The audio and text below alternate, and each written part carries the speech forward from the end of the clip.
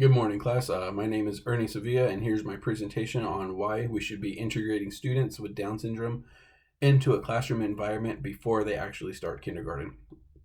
All right, so some background information on myself is prior to pursuing my master's, I was an elementary school teacher for 4 years. I taught 3 years in kindergarten and 1 year in second grade.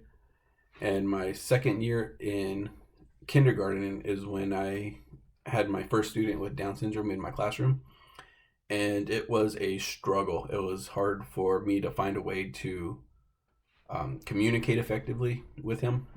It was hard for the class. It was hard for him, for the actual student, just being the center of a lot of interruptions. It wasn't until maybe early February when I actually found a teaching style that worked for him, that helped him. But by that time, he was already 5, 6 months behind all his other peers. Um, so the rest of the year, he was just playing catch up. I did bring it up to the parents that he would benefit from another year in kindergarten, but the school district I was at, that is ultimately the parents' choice, and they did not choose that. So he went on to the first grade, and the next year I stayed in kindergarten. That fourth year, I went to second grade, and I encountered the same student. And the difference between where he was and where his peers were was just very noticeable. And it's very well documented that children with Down syndrome often struggle during their academic careers. But I believe that the main problem with that is that they're not given the proper tools to succeed at an early age. So they're just constantly playing catch up, constantly playing catch up. So when this class started and I read the prompt in the beginning of this class, that was choose a disadvantaged or underserved population, and then choose a social issue related to that population and design a group therapy environment to help this population. This whole experience is what came to mind, and that's why I did that. So that's my why. How is it designed? So the demographics for this group is going to be children 4 or 5 years old who will be attending kindergarten for the upcoming fall. I say children, not specifically to those with Down syndrome, because in this group I would like to have both children with and without Down syndrome, for two reasons. One, it introduces classmates together, so children without Down syndrome finally get to meet someone with Down syndrome.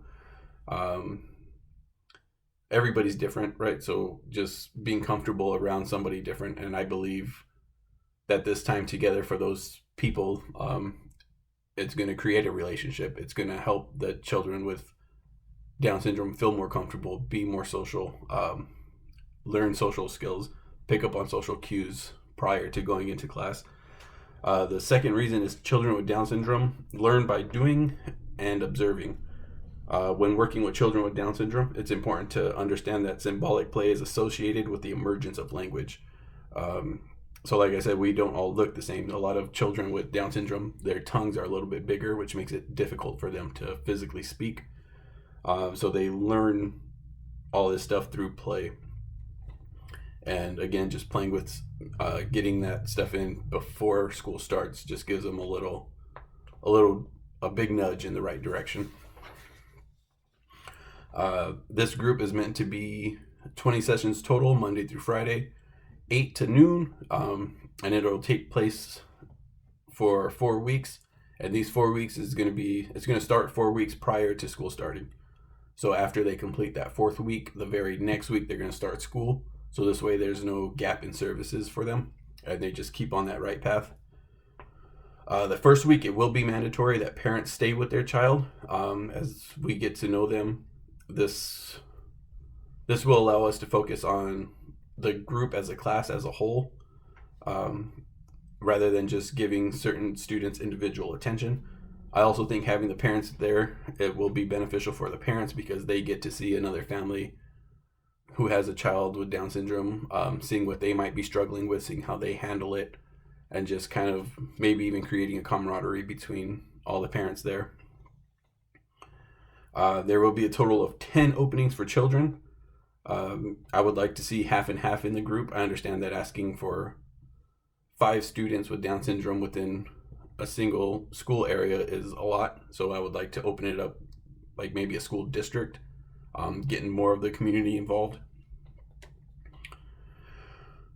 So 10 students, there will be 3 people working, 1 main person that's going to kind of serve as the teacher.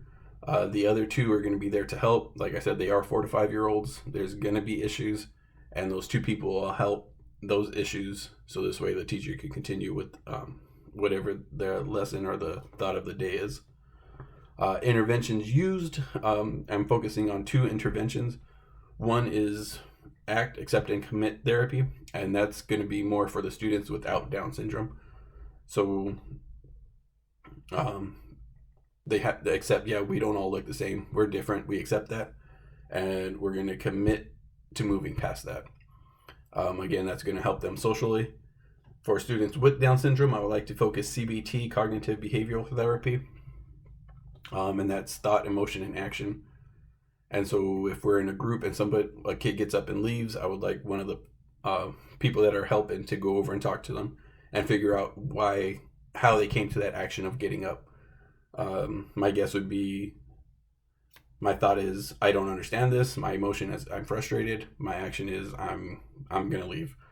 It's okay to not understand. It's okay to feel frustrated. What we need to change is that action.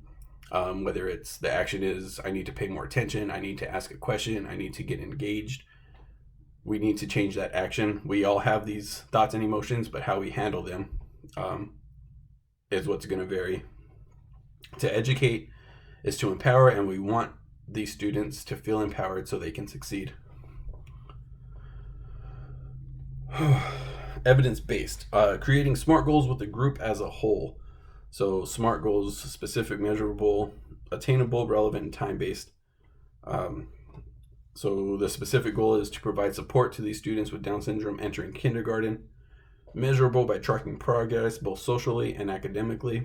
Attainable, students will be allotted 4 weeks, 1 week with their parent, 3 without. Relevant, they will use this to gain confidence for their academic career. And time-based, lastly, we will reach out that last week of our group and ask the parents what they're seeing in their child, something we missed, something they want us to focus on moving forward. After the group, after they start school, I would like to keep in contact with these families for at least 4 months, or maybe up until like summer break, seeing if there's any way we can help them, any services we can provide. And to my knowledge, there are not other groups or school districts that take part in these services. Some kids attend daycare prior to school, but that environment is not interchangeable to an actual classroom, even if that is just kindergarten. All right, thank you.